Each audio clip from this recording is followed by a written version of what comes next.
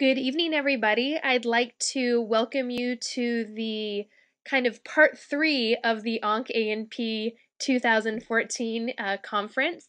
We are joined tonight by Dr. John Neustadt to discuss MK4 for MDS and AML, which are big initials, and it makes me sound very smart saying that title. And I gave instructions before. We'll be doing questions at the end of the presentation. And without further ado, I'd like to welcome Dr. Neustadt.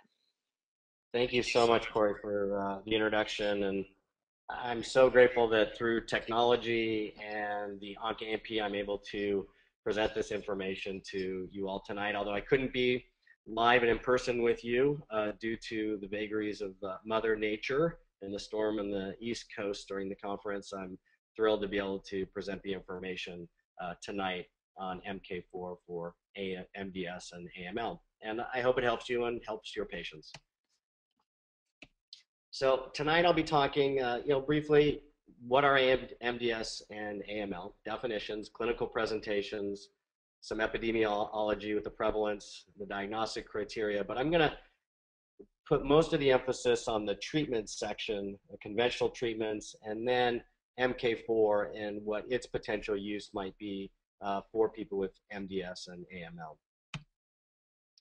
So briefly, MDS and AML are both hematopoietic stem cell disorders. They're characterized by trilineage cytopenias with low RBCs, low white blood cells, and thrombocytopenia. That's due to bone marrow failure. And there is an increase in peripheral and bone marrow blast cells that go along with that. And you can have a normal cellular or hypocellular bone marrow. And it can progress to AML. MDS, that is, does not always progress to AML, but it can progress to AML. And we'll talk about those situations of when it may be more likely to progress to AML or not and what that might look like. There is no routine course of care for all patients, and that's one of the conundrums with MDS and AML is how to treat patients and what are the current clinical outcomes with conventional treatments, and how can we, through an integrative approach, possibly improve those outcomes. So AML, the diagnosis is made when the bone marrow aspirate comes back with greater than or equal to 20% blast cells, and normal is 0 to 5. So from about 5 up to around 20, you're going to see the diagnosis of MDS, and then beyond that, it transitions into AML. So it's really a spectrum. Chromosomal abnormalities have been the subject of a lot of research. A lot of financial support have gone on to funding those, but to date, there's been no improvement in clinical outcomes based on chromosomal abnormalities. So I'm just going to mention it briefly here. You have up to 50% of de novo cases have chromosomal abnormalities, so not all of them do, and that's important. But virtually all secondary cases, which are called therapy-related MDS, do have chromosomal abnormalities.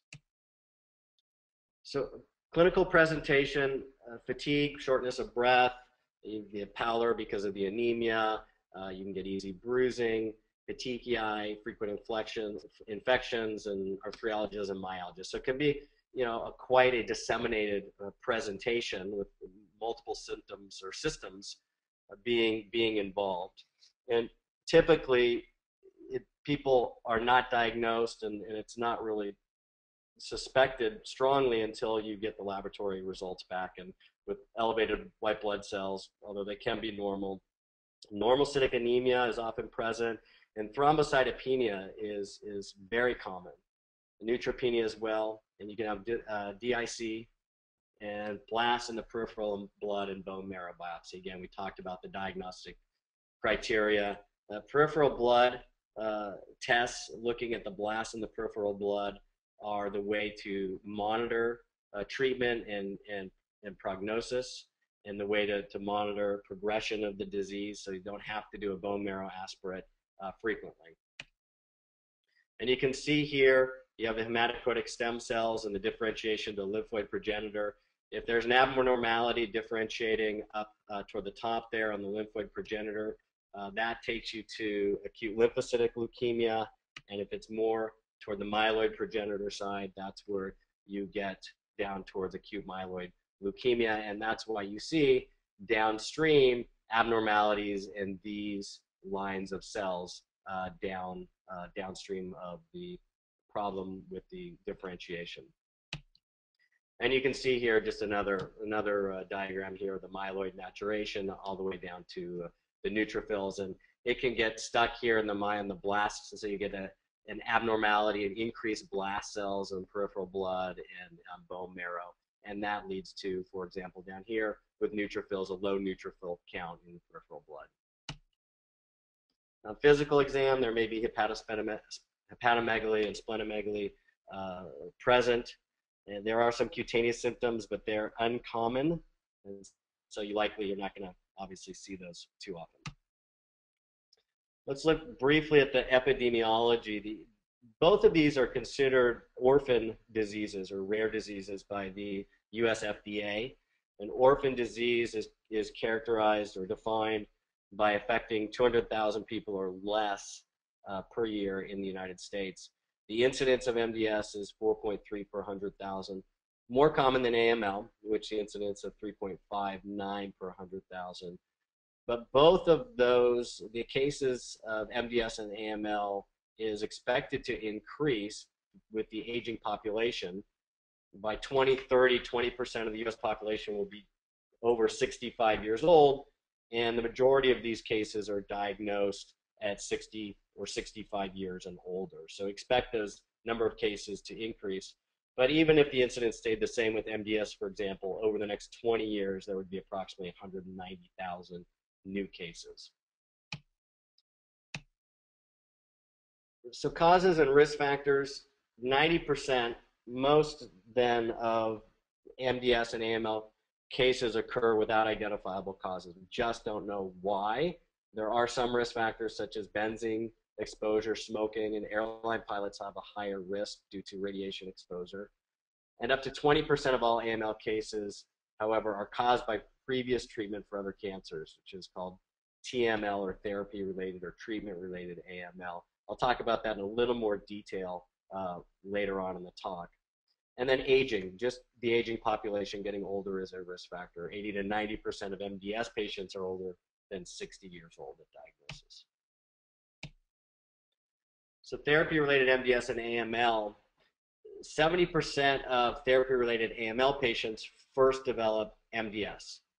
It is a more aggressive form of MDS. The median time to progression from therapy-related MDS to therapy-related AML is only 4 months. And the range there is 2 to 8 months. And if we just compare that momentarily for the time to progression or survival time for the MDS patient, there's an IPSS, the International Prognosis of Myelodysplastic Syndrome scoring system. And it categorizes low, intermediate 1, intermediate 2, and high risk groups. And a low risk group can survive for 11.8 years if they're under 60 years old.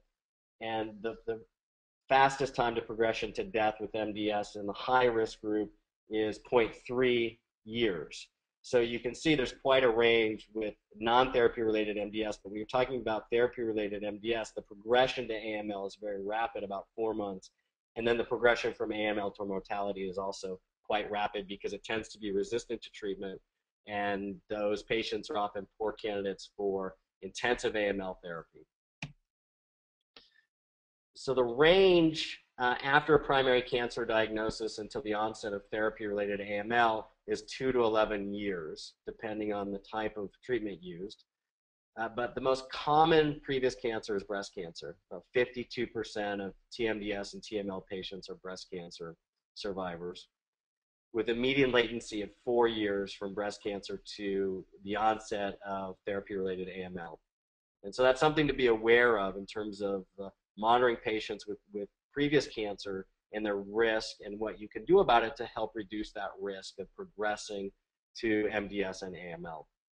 Up to 14% of lymphoma and Hodgkin's patients who undergo autologous bone marrow transplant develop therapy-related MDS and AML as early as 3 years after the procedure.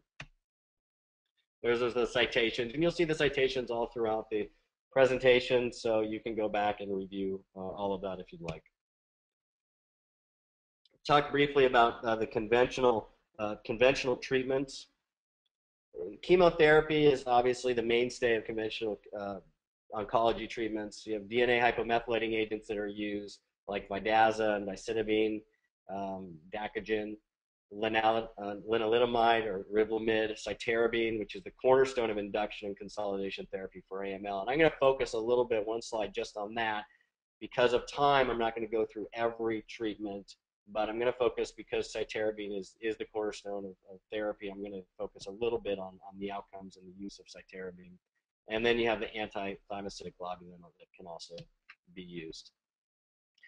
In terms of conventional treatment, supportive therapy is very important with transfusions and infusions. Erythroid stimulating agents that are used, like EPO and Procrit, and those are all just palliative to try and maintain those red blood cells and platelets and maintain the patient while they're going through chemotherapy, and we're trying to help them. Bone marrow transplantation is used, but most patients, unfortunately, who are 60 to 70 years old, they're not candidates. So for many of those patients, it's really not an option. So let's look at cytarabine briefly for AML. It is the standard treatment. And what then are I'm not going to go through how to infuse somebody or how it's used in a clinical setting. I'm just going to look then tonight at the outcomes of use of cytarabine. In 65 to 75% of the patients, age 18 to 60, you can get complete remission with induction, which is fantastic, but unfortunately, 50 to 70% of those patients will relapse within 3 years. And there's a long-term disease-free survival of just approximately 30%. And the treatment itself will kill 5 to 10% of the patients outright. With induction alone, there's only a disease-free survival of about 4 to 8 months. When consolidation is added into that, that does increase. You get 35 to 50% survive for 2 to 3 years, and that's for ages less than 60 years old. For those who are older, those disease-free survival goes down. And those are all the citations for that.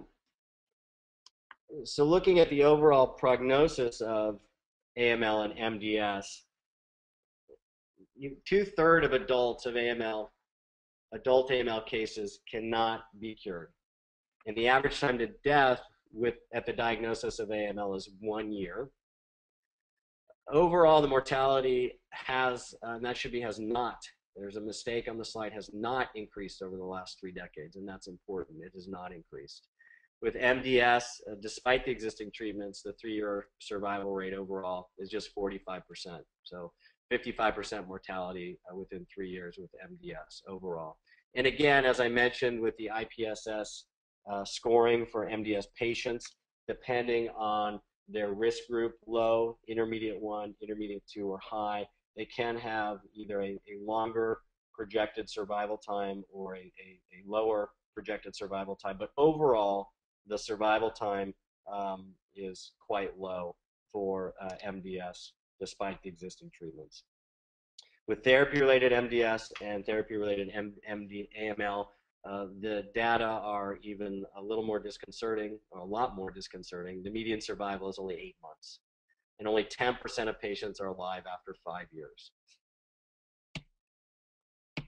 So clearly, novel approaches to MDS and AML are needed, and what I'm going to spend the rest of the time focusing on are the data for MK4 and its potential use for helping people with AML and MDS.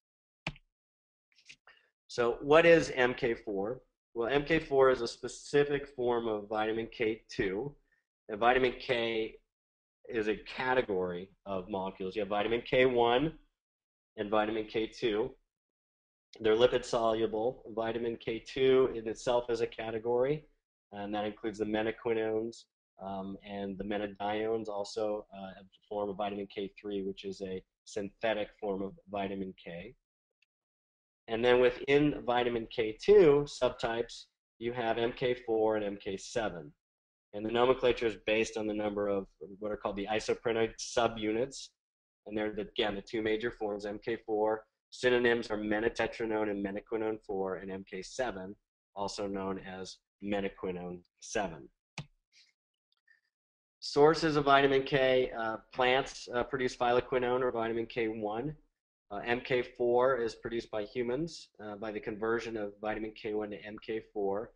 And you see accumulation in various tissue in the body. It accumulates in the breast and the testes and the pancreas and the brain and the arterial walls and in the bones.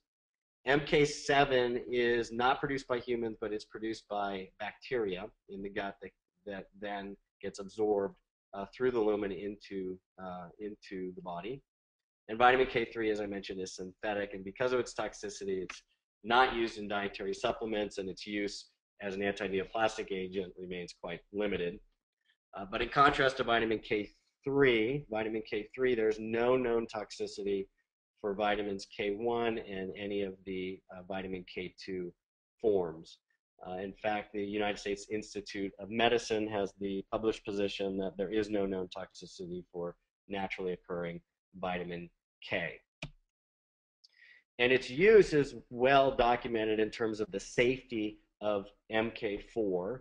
And I'm going to talk about MK4 here because it is used as a medicine in Japan. It has been approved as a medication in Japan since 1995 for the treatment of osteoporosis and the treatment of the pain of osteoporosis. And the clinical trials and case reports that I'll discuss tonight have also been conducted in Japan. And so they have a tremendous amount of published data on MK4, its basic research, clinical trials, and safety data.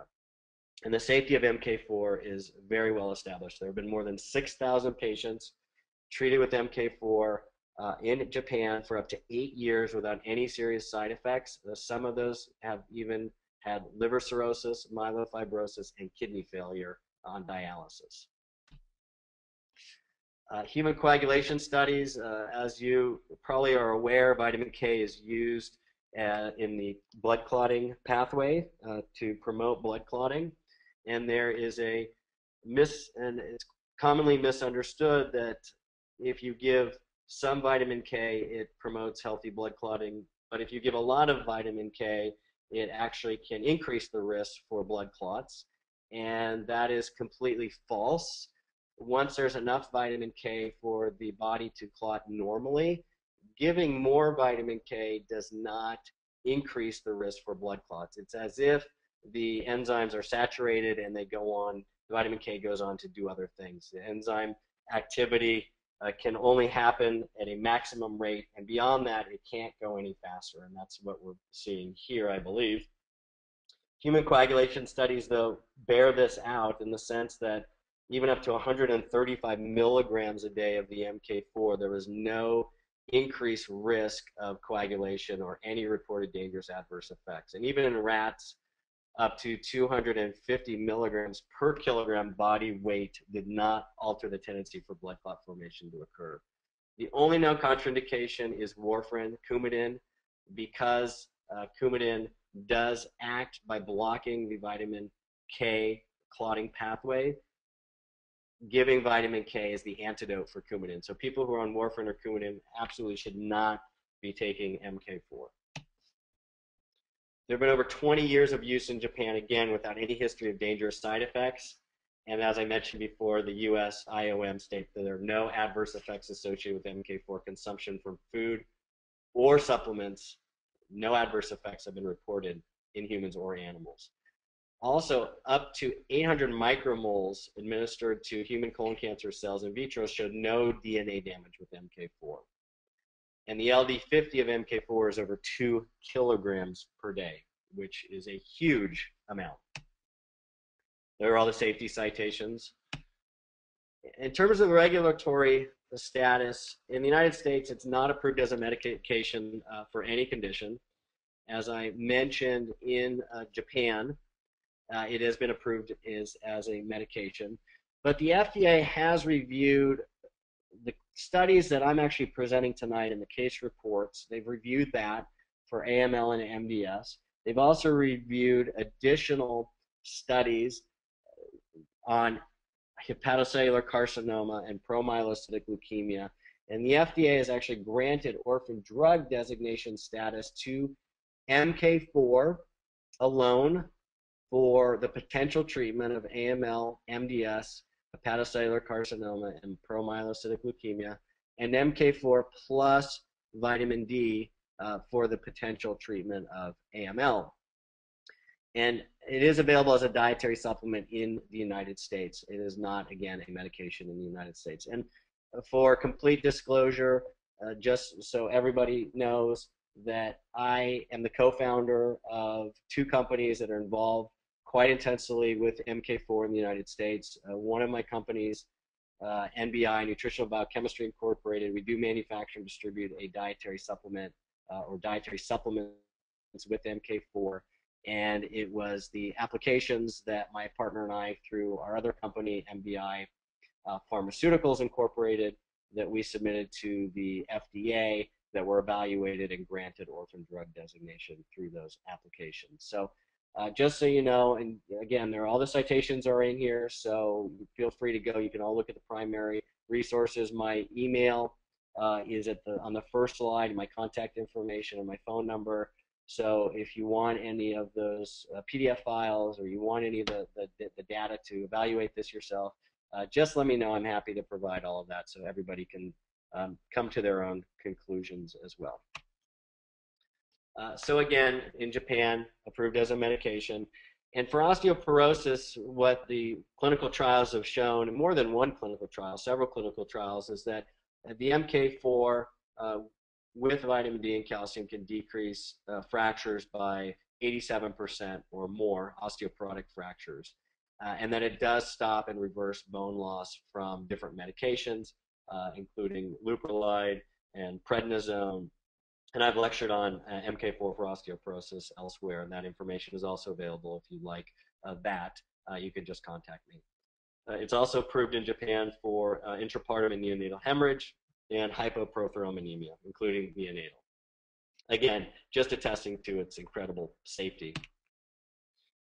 So let's start looking at a little bit of the cancer research then for MK4. I'm not going to go through every molecular mechanism, because I'm going to want to focus more on the human data, because that's really where the rubber meets the road. So with blood cancers, what we see is just a tremendous amount of research done on a wide range of cell types. With leukemias, we've got in vitro data on MDS, AML, CML, promyelocytic leukemia, T-cell acute leukemia, histiocytic leukemia. There have been studies done on myeloma cells, lymphoma, including follicular lymphoma, adult T-cell lymphoma, and Burkitt's lymphoma, but solid tumors as well. And the wonderful thing about MK4 is there are compelling data showing that it can help people both with blood cancers and solid tumors. And the solid tumor data comes not only from in vitro research, but there is some evidence that was reviewed at last year's OncANP, at the last year's conference on hepatocellular carcinoma. There is some evidence that it may be helpful. So let's look at vitamins K1 and MK7 for cancer. So just briefly, and why I'm not focusing on MK4 or vitamins K1 or MK7 for these cancers, AML and MDS, is because there are no data showing that they work for cancers. Vitamin K1 has been shown in multiple in vitro studies with MDS and leukemic cell lines to actually not have any anti-cancer activities. There are no human studies with vitamin K1. MK7, there are no in vitro or human data on any cancers that have been studied to date. And it's actually been hypothesized that it's the length of the isoprenoid subunit, and the shorter that length. So with MK4, it's a shorter length than MK7. The shorter the length, the higher or the more anti-cancer activities. And that's one of the theories of how or why MK7 may work. Mechanisms of action, there are many, incredibly many different mechanisms of action. So it increases apoptosis, decreases BCL2, increases BAX, increases caspase-3. And these are in, you can see here. So this first study here, 4 patients with MDL and AMS and increased apoptosis. You have an MDS cell from a patient with refractive, who was refractory to therapy, also positively affected the mechanisms for cancer in that cell, in those cells. And with BCL overexpressed for HL60, what we see is a tremendous number of mechanisms, including increasing differentiation, increases cell cycle arrest, it decreases cell growth, increases monocyte differentiation. And there are large in vitro studies in multiple lymphoma and leukemia cell types using MK4 as well. And you can see at the top the disease models, just quite a few different cell lines were used, and also multiple mechanisms, increasing apoptosis, increasing mitochondrial apoptotic pathway, increasing caspase-9, and decreasing the BCL-XL and XS expression. In solid tumors, solid tumor cell lines has also been quite well studied, and you can see additional mechanisms also have been shown, like increasing NF-kappa B. Interestingly, in hepatocellular carcinoma, it did affect cancerous cells. MK4 affects cancerous cells. You can see that down, let me go back one, down here, but it does not affect healthy cells. So unlike conventional chemotherapy agents that are toxic across the board to all cells, MK4 appears to kill cancer cells without harming healthy cells. And in fact, the clinical trials and case reports and studies on MK4 bear that out based on the lack of adverse effects or adverse events shown in the participants in the clinical trials. All the mechanisms of action citations are there. And again, additional solid tumors, colorectal cancer, cholangiocellular carcinoma, CCC, and glioma as well. A little more information on the mitochondrial permeability transition if people are interested in that. And now I'm going to spend the rest of the time where the rubber really hits the road with our patients and looking at the human studies on MK4. So the first one I'm going to look at and discuss is a survey study. It was a rather large retrospective questionnaire study. It was 11 different institutions in Japan. So retrospective studies can give some great information, but they do need to be interpreted with a grain of salt because the way that patients are documented and followed up in the charting may not be uniform across all institutions. There could be problems with data collection, but the results of this survey study do give some compelling data that gets carried forward into the clinical trials as well. So in this retrospective study found that 47 patients were treated with MK4, 30 male and 17 female. 15 of those had RA, refractive anemia. 6 had refractive anemia with excessive blasts, and 23 were characterized with AML or diagnosed with AML. 11 had RAEBT, which is refractive anemia with excessive blast in transition, which is now considered AML. This study was done in 2000, but RAEBT is considered AML. And 12 cases were post-MDS AML. The median age was 66 years old, quite a large range, everywhere from 26 to 87, however. And we see here the diagnoses that I'm going to focus on is the results for the MDS and post-MDS AML. And what we see is the doses were an oral dose of 20 to 135 milligrams per day. So you can see in Japan they've used quite a high dose in their clinics, up to 135 milligrams a day for MDS and post-MDS AML. And it's also available intravenously, and they were using that at 10 to 50 milligrams per day. The duration, unfortunately, was not stated in the study. Again, that could be an issue with just the availability of the data. But the results were quite interesting. 83% received the MK4, 45 milligrams was the most common dose, 83% by mouth. And 55.3% received MK4 plus other medications. So prednisone, Ubenimex, vitamin D3, which they consider medication, vitamin C, cytarabine, however, ocphosphate, which is the oral cytosine, arabinoside. And so they are using this over there with other chemotherapy agents.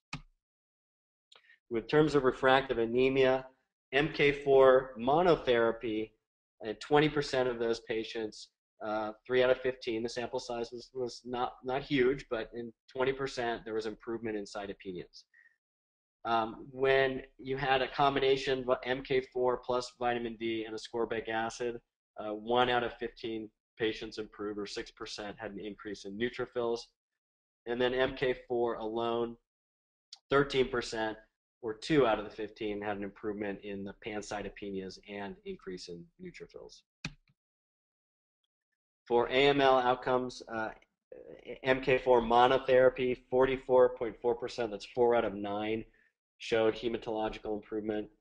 And MK4 did reduce the bone marrow blast counts in 8 out of 11, or 72.7% of patients with RAEBT and 50% with post-MDS AML. But the caveat to that is, and why this interpretation gets kind of difficult, is that 71.4% of those patients also received other medications simultaneously. So a little clear, is it MK4 alone? But MK4, obviously in combination with those other agents, we saw that result of 72.7% had an increase in bone marrow blast counts, those with RABT, and 50% with post-MDS AML. Interestingly, in one case of RAEBT, oral MK4 reduced peripheral blast count, and with the conversion to refractive anemia within 3 months. So it actually regressed to refractive anemia. And in another case of post-MDS AML with chronic renal failure, again, using MK4 with some pretty serious other comorbidities, quite safe with other comorbidities, with renal failure, requiring hemodialysis and EPO injections, oral MK4, 45 milligrams a day, reduced bone marrow blast cells, improved pancytopenias, and led to transfusion independence in 1 month. A phenomenal result as documented in this retrospective study. No adverse events were found. And the time to hematological response with MK4, the range was 1 to 3 months. Average here with refractive anemia is 1.5 months. And the average here with RAEBT and post-MDS AML is 1.6 months, so about 1.5 months. The optimal dose and route of administration was not determined because most patients received oral MK4 45 milligrams a day. The authors of the study did conclude, and this is a quote, since MK4 is non-toxic and can be administered safely for long periods, chemoprevention with MK4 against leukemic transformation or disease progression in MDS might also be a useful strategy. And we're actually going to see that borne out a little bit in the, well, not a little bit, we're going to see that play out in the, and shown in the clinical trials as well. So let's move on to the clinical trials. Now, the first clinical trial is an open-label, single-arm prospective phase 2 study. The median age was 65 years old. Again, quite a big age range of 23 to 84 years. And this had 2 parts to it. One was with MK4 monotherapy initially, 45 milligrams per day orally for 16 weeks. And there were 38 participants enrolled in that study, 20 males and 18 females. And then part 2, for those who were not responsive to MK4 monotherapy, MK4 plus alpha calcidol, a form of vitamin D, was added to the regimen. And that was carried on and continued for another 16 weeks. And in that part 2 study, there were 20 participants who were enrolled and followed through that study, 10 male and 10 female. And the nutrients were taken with a meal or a cup of milk. MK4, since it is vitamin K, it is fat soluble. It is absorbed more in the presence of fat. And so it is typically taken or recommended to be taken with a meal containing some fat. So the inclusion criteria in the clinical trial was the World Health Organization 2001 classification for refractive anemia or refractive anemia with multilineage dysplasia, RCMD, and an IPSS score. That's the prognostic score that I've spoken about previously, a low or intermediate score. So 13 patients had a low IPSS and 24 had an intermediate 1 score. And the performance status, they use a Zubrod criteria of 0 to 2. And the Zubrod score is a score of performance, 0 being asymptomatic. The patient is fully active, able to carry on all pre-disease activities without restrictions. 1, there are symptoms present, but the patient's completely ambulatory. For example, they can do some light housework or office work, but they are restricted in physically strenuous activity. And then with a Zubrod score of 2, they are symptomatic, requiring less than 50% of the time in bed during the day. They're ambulatory, capable of all self-care, but unable to carry out any work activities. They're up and about more than 50% of the waking hours. So that was the activity scores that were used for the inclusion criteria in this study. The patients had to be 20 years or older, and they had to have adequate liver, kidney, lung, and heart function. Also had to have no previous treatments for MDS except for transfusions within 4 weeks of administration of the MK4. Excluded from the study, patients taking warfarin. As I mentioned, MK4 is a form of vitamin K, so warfarin is an absolute contraindication with the MK4. Malabsorption of fat-soluble vitamins, because the MK4 is fat-soluble, so we want to be able to absorb it. And any other activity or active malignancies, serious infections, uncontrolled diabetes, etc. You can read that list. Those patients were excluded. Concomitant use of medications was prohibited.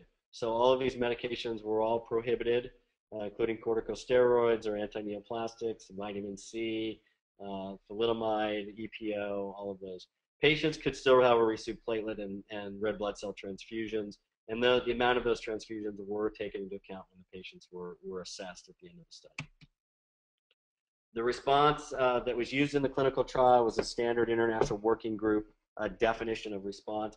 The slides of what those responses, how those are defined by the IWG are at the end of this presentation. There are some extra slides for educational purposes that I'm not going to review in detail, but you can review those if you want to know what the exact criteria were. But standard IWG criteria was used for the results section of the study. And the hematological response must last at least 2 months.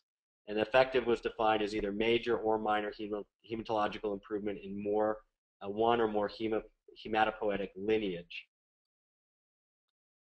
The responses were assessed at 8 and 16 weeks after starting MK4, and if hematological improvement at 16 weeks, if there was improvement, then the MK4 was continued for a year. The study continued. But as I mentioned earlier, if there was no improvement, then vitamin D was added for another 16 weeks, and the patients were assessed on the same interval at 8 and 16 weeks. And if hematological improvement was seen at 16 weeks in that second phase, the combination therapy, then it was continued for at least another year as well. And the endpoints were hematological improvement at 16 weeks for each stage of the study. So let's look at the results. In the MK4 monotherapy, again, 45 milligrams per day orally, 13% responded overall. Anemia improved in 17% of the cases where the hemoglobin was less than 10 grams per deciliter. And thrombocytopenia improved in 21% or 5 to 24 cases. Anemia and thrombocytopenia, both of those improved in 4 of the patients. And platelet transfusion independence was achieved in 1 of 6 patients. Which, if I can go back to that, I mean, that alone to me is quite phenomenal, given the expense and having to go into get the platelets transfused and the invasiveness of it and the expense of it, to be able to use a nutrient to achieve platelet transfusion independence that is relatively inexpensive and is safe without any serious side effects, I think is very exciting information. So stage 1, the efficacy, quote, tended to be better in patients with moderate to severe cytopenias. So for the anemia, it didn't quite achieve statistical significance, but for the thrombocytopenia, it did, with a P of 0.08. It did not have any effect in on this study on neutropenias, and there were no RBC transfusion independence achieved. In 23 of the 33 volunteers receiving MK4 monotherapy, there was no improvement at 16 weeks. And so those patients were then put into the combination therapy. With karyotype analysis, 40% of responders had abnormal karyotypes in bone marrow cells, so 60% did not, which goes back to my earlier in the presentation, the discussion of the implication of karyotype analysis or genetic abnormalities. It doesn't seem at this point to be all that relevant in terms of treatment options, and it does not seem to be relevant in terms of outcomes with the MK4 or with the conventional therapies either. Stage 2 results, there were 23 non-responders in stage 1. They were enrolled in stage 2. Of those, 20 cases were able to be evaluated at the end of that study. The median age was 65 years, 16 had refractive anemia, and 4 had RCMD. Overall response increased to 30%. So perhaps vitamin D with the MK4, maybe even a stronger combination. Hemoglobin improved in 6 of 11 cases, or 55%, and thrombocytopenia improved in 3 of 11, or 27% of the cases. Again, the neutropenia did not improve in either group. For the response to MK4 plus vitamin D, the IPSS scores and absolute neutrophil counts positively correlated. So it appears that the more advanced the disease, the more aggressive the disease, the greater the benefit with the MK4 and the vitamin D combination was. And the hemoglobin levels inversely correlated with the benefit from the combination therapy. The more advanced and aggressive the disease, it appears, may respond better to MK4 and vitamin D, which is actually quite exciting when you think about the options for cancer patients with advanced diseases. Adverse events, again with MK4, no serious adverse events have ever been documented. A little bit of grade 1 nausea in one case, grade 1 lower abdominal pain in one case, and grade 1 skin rash in one case. On to the second clinical trial. This one was a prospective randomized clinical trial with patients with MDS. There were 18 patients, mean age 72 years old approximately, and there were 2 groups. One was MK4, 45 milligrams a day orally, and the other was no intervention, just an observational study. Duration was 38 months, 16 weeks of initial study, and then 34 months of follow-up. Again, the results, like the previous clinical trial, used standard criteria with the International Working Group 2000 criteria. 56%, or 5 out of 9, in the group 1, that is the MK4 group, improved according to the IWG criteria, while 11% improved in group 2, that is with no intervention. And that was statistically significant at a p-value 0.046. No one, interestingly, no one in the MK4 group progressed to acute leukemia. In 2 patients, there was a bilineage response, and in 3 patients, there was a single lineage response. One of those had cytogenic abnormalities, missing a Y chromosome. And no trilineage response was seen. For an absolute neutrophil count major response, in absolute neutrophil count, there was a response in neutrophils in 33%, or 3 of the 9 patients. Absolute neutrophil count significantly higher, was significantly higher in the MK4 group versus the non-treatment group at 16 weeks.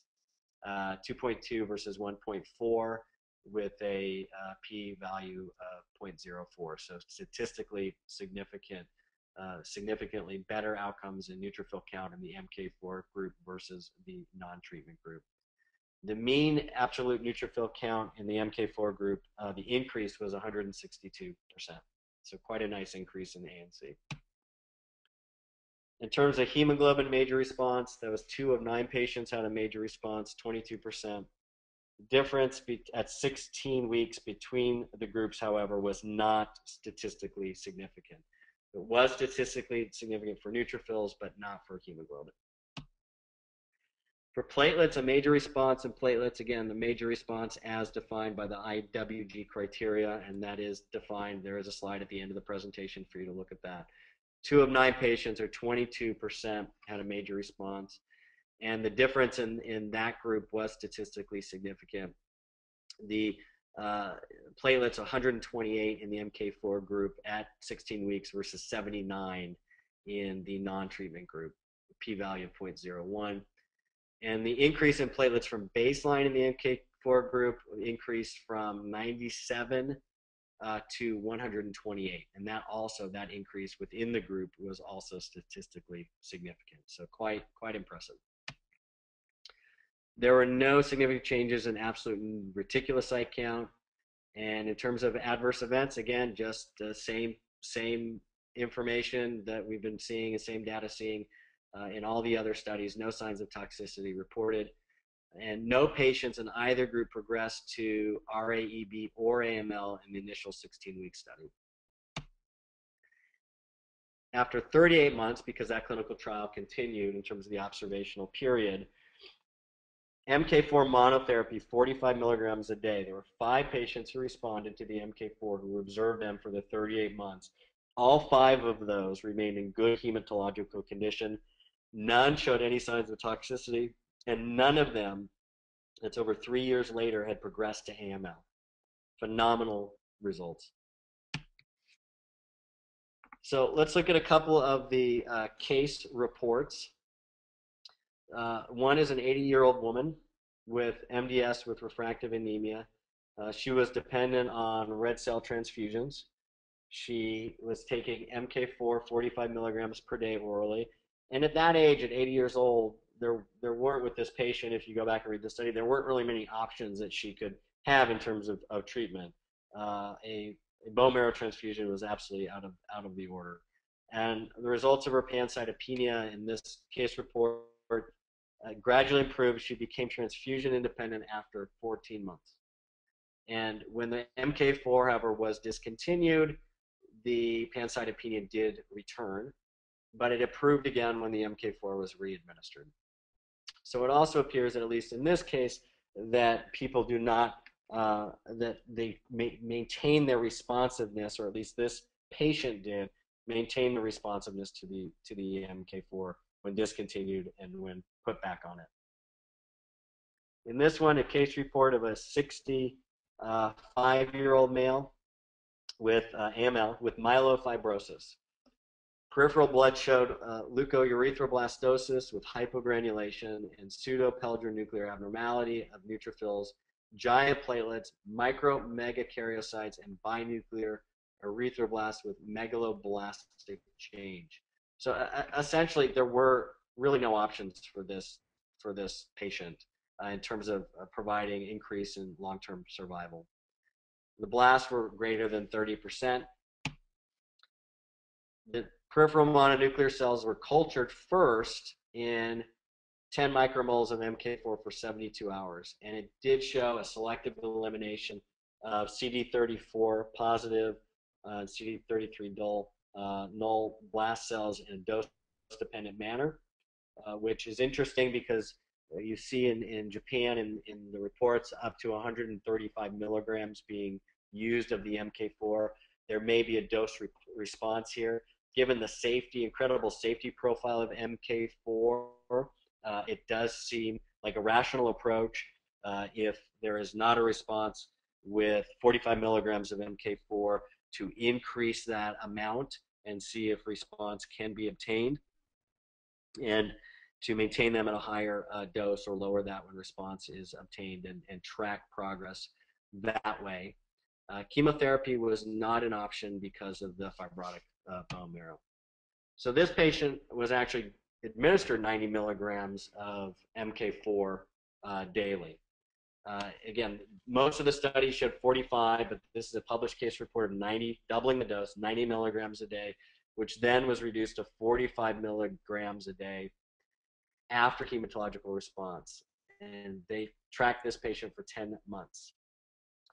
The results were that at 6 weeks, and if you remember back to the survey study, the average time to response was 1.5 months or 6 weeks. So this case report actually confirms that survey result and supports that. 6 weeks at 90 milligrams a day of MK4, and then 45 milligrams orally after that. So at 6 weeks, the peripheral blast cell count had decreased from 34% to 8%, an incredible decrease. and the platelets had normalized, and they jumped from 31 to 133, and the white blood cell count had increased from 4,400 to 7,100. After 6 weeks, again, the MK4 was reduced to 45 milligrams a day, and those results were maintained on this lower dose for more than 10 months. There were no myeloablative therapies done for this patient, and there were no adverse effects in this patient, even at the higher dose. The conclusion was that our observations strongly suggest the clinical benefit of using non-toxic MK4 for the treatment of MDS, and I added AML, especially in elderly patients, because in elderly patients, there really are no good treatment options. So in conclusion, I'm just going to add one thing before I jump into the conclusions point. There were data presented in the studies showing a potential chemopreventive effect of this. And last year, this being MK4, last year at the OncANP conference, there was some studies that were reviewed on hepatocellular carcinoma. There was one study published in JAMA on hepatitis C patients at high risk for progression to hepatocellular carcinoma. And in that study, the conclusion was that on MK4, 80% of those patients did not develop hepatocellular carcinoma, prevented the progression to HCC. And we see similar results in terms of preventing the progression to AML in some patients in these studies using MK4 and MDS and AML. So in conclusion, the mortality has really increased over the last 30 years for absolute mortality for MDS and AML. There have been no decrease in mortality from improvements in treatment options. And because of the aging population with the baby boomers, the prevalence is expected to increase. The average time to death from diagnosis with MDS, 55% die within 3 years. A terrible statistic. And with AML, it's even worse, 1 year. So obviously novel approaches are desperately needed, and non-toxic MK4 does hold promise for MDS and AML, as shown in a lot of in vitro studies and a lot of human clinical data as well, with the clinical trials and the case reports and also the survey study. The MK4 is supported by numerous published studies and case reports for MDS and AML up to 135 milligrams a day, with 45 milligrams a day being the most common dose.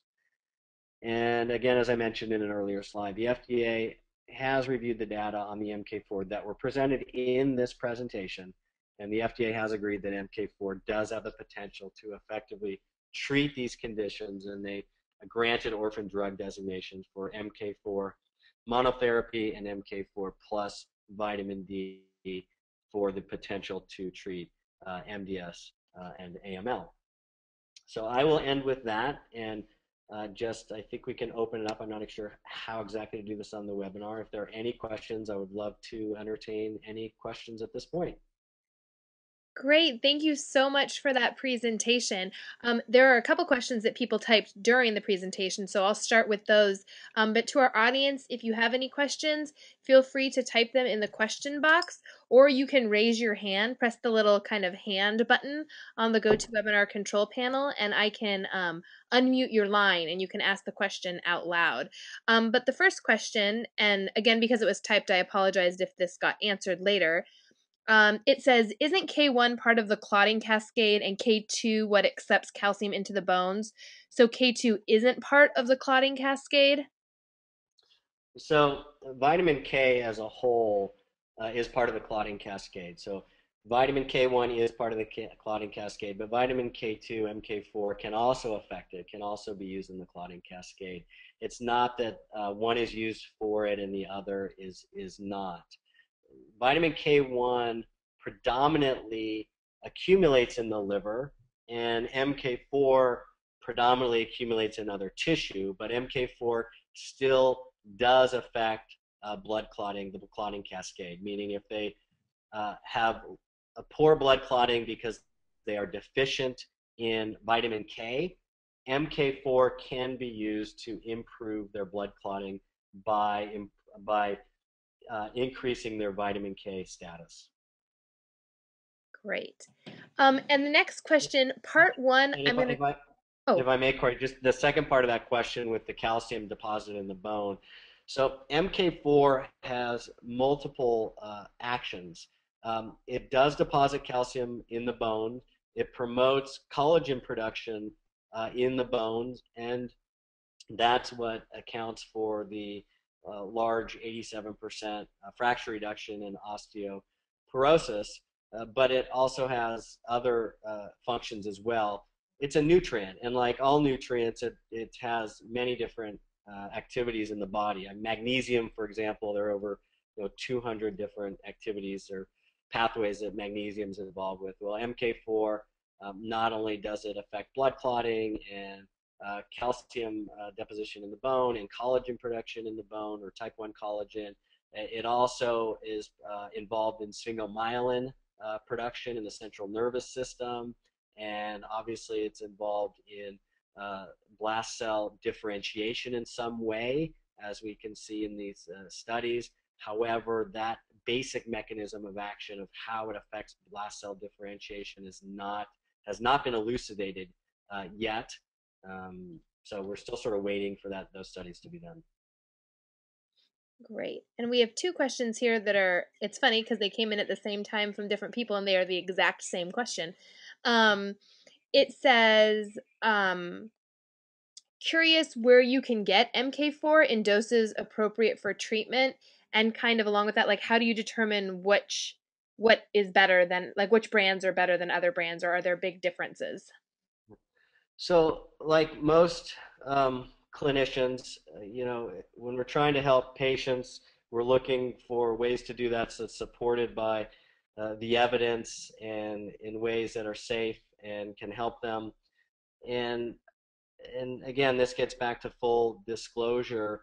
The products that I created with my partner in our dietary supplement company are the only ones in the country that have a clinical dose of MK4 in it of 45 milligrams per day. Because we did that because it didn't exist in the US. And at that point, I was just focusing, and we were focusing our research on osteoporosis, and there was no 45 milligram per day MK4 supplement with calcium and vitamin D in the country. And so we created it to help our patients and help, hopefully millions of people eventually. And then only later discovered the cancer research on MK4. And so currently, to my knowledge, and I'm pretty knowledgeable on this, our company is the only one in the US, the only US company that has the 45 milligram per day dose. And the clinical trials and the products can be seen at nbihealth.com. And there are two different products there. One has 1,000 milligrams of calcium, and the other, OsteoK Minis, has a 400 milligrams per day of calcium, both with vitamin D and both with the 45 milligrams of MK4. And it's typically the OsteoK Minis that people are buying for oncology support, for cancer support, because they can double or triple the dose of the MK4 and not worry about getting too much calcium. Great. Any other questions we have? I'll give just a few more seconds if people are still typing questions or if they want to raise their hand. So I'll wait just another minute for that, but thank you for such a great presentation. Oh, it was fun. I hope it really helps a lot of doctors and more so a lot of patients, and we can really help a lot of patients save their lives. Absolutely. Well, I'm not seeing any questions come up right now. If you're writing a big long question, oh, wait, there's another one. Oh, the website. I'll send you guys the website. Um, and the other one, are more studies occurring to help us understand this more? Like, are there more studies in process on this? So there are no studies, to my knowledge, that are occurring now. What is going on in terms of the research um, through our dietary supplement company, Nutritional Biochemistry, or NBI, again, nbihealth.com is the website. people are sending us videos from as far away as Poland on their results. And so these serve as kind of, little individual case reports, although not documented to the rigorousness that, we would all like to see as doctors, as clinicians. But we are getting those really from, around the country and around the world. And in terms of ongoing research, we have orphan drug designation from the FDA for MK4, alone and with vitamin D for AML and MDS. We have the clinical trials, the basic research and the clinical trials scoped out through phase 2 and designed, and now we are actually just looking for the funding to be able to do those research, to continue with the clinical trials and start doing clinical trials in the United States. Great. Okay, a couple questions that just popped up. Does MK4 have abilities equivalent to MK7 to prevent calcium from getting into arteries and plaque? So it's interesting. There have been only one published study on the ability of vitamin K to stop or reverse calcium deposition in the arteries. It was done on an animal model that was given warfarin. It was rats given warfarin, and as hopefully everybody knows, warfarin actually causes calcium to accumulate in the arteries. And the actual form of vitamin K that was used was MK4. It was not MK7. So I've not seen any studies, human or otherwise, showing that MK7 actually does that. The only one that I know, to my knowledge, study is an animal study, and it used MK4. And interestingly, it's a very interesting point, because MK7 is much more widely used as a dietary supplement. It's used in smaller dose, 45 typically micrograms per day, versus 45 milligrams per day or higher for the MK4. And those dietary supplements with the MK7 are marketed for bone health and osteoporosis.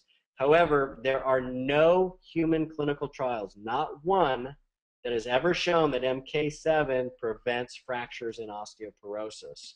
There was one human study published a couple of years ago in postmenopausal women at risk of osteoporosis. They were given MK7, and after a year, MK7 did not stop the loss of calcium from the bones.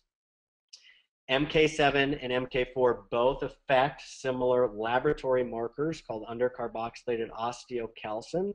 It's a surrogate marker for osteoporosis and osteoporotic fracture, but it's not the most clinically relevant endpoint. And in fact, there was an animal study done in which animals that were bred to not produce osteocalcin, so they actually had undercarboxylated osteocalcin, and those who had normal osteocalcin were raised, and those that actually did not have the osteocalcin had stronger bones.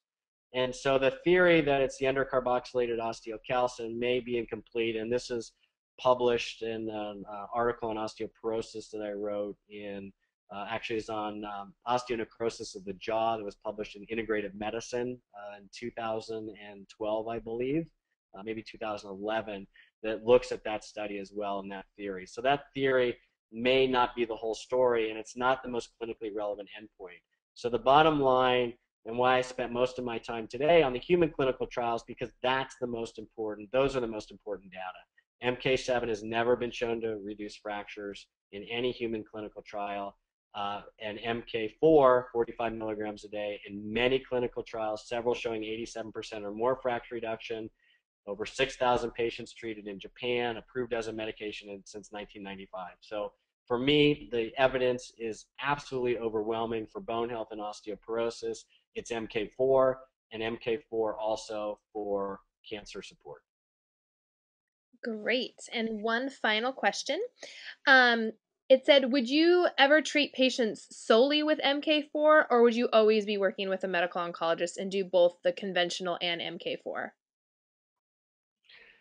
So I am currently not in clinical practice, so I guess, it's not I can't really answer that question completely. I can tell you that there are customers that are purchasing OsteoK and OsteoK minis from NBI who have one completely rejected chemotherapy, and he actually submitted quite a phenomenal video recently and is doing great. One patient went through chemotherapy, and this is typically the situation. They go through chemotherapy and they either relapse or chemotherapy is not an option for them later, and then they start looking for other ways that they might be able to get help. So um, would I ever, it's kind of like those questions when I was in school, right? If it says never, the answer, always or never, those are typically not the right answers to check on a multiple choice. So I would say it depends on a case by case basis. Great. I think that was the correct answer. Okay, well, that's it for our questions. If anybody comes up with any questions they think of later, feel free to send them to OncANP and I can funnel them to our presenter or ask them on the OncANP forum. And we can kind of get a discussion going there. But I just want to thank you once again for presenting to our group, and sorry about all the hassle for both our presenter and our attendees for having to kind of do this in a makeshift way post conference, but at least the information is presented and it's recorded and preserved and out there. So thank you all for being here tonight. Thank you. Thank you for the opportunity to present the material. Absolutely. Have a great evening, everybody.